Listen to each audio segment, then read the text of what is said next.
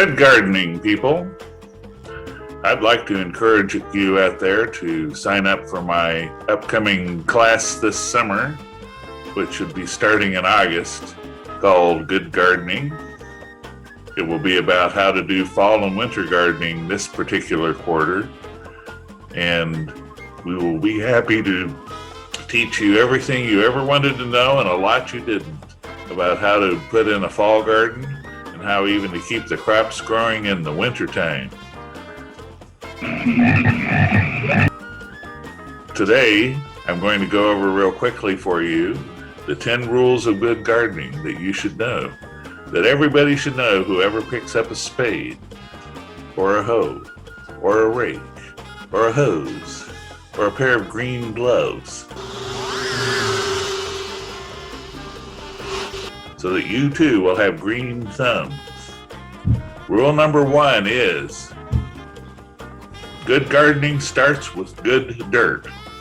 You're so dumb, you don't even see the ridges you're treading on with your own feet. And what is good dirt? Good dirt is soil that is loam, not too clay or sandy. It is full of micronutrients, which means it's probably got some compost in it, or if not compost, mulch. It's well drained, and it's been chopped up and made loose so that air gets down to the roots. If you don't have good soil, everything else is going to be a major headache. So, good gardening starts with good dirt. Rule number 2, 99% of all plant problems are related to a lack of food. What? You mean to say that plants don't just grab food out of the sunshine and the water and a little bit out of the soil and all you have to do is plant them? That's right. Food comes from nitrogen. Nitrogen comes from, well, basically animals and a little tiny amount from rainfall.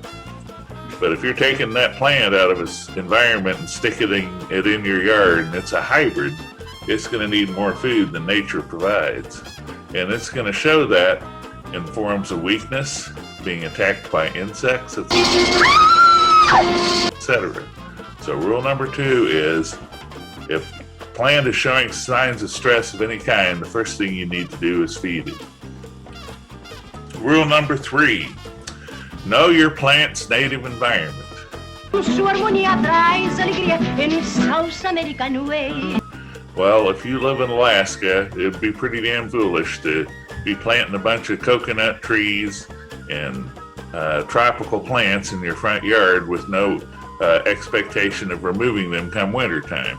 You have to recreate the environment that the plant came from in your yard, no matter where you live, if you want it to thrive.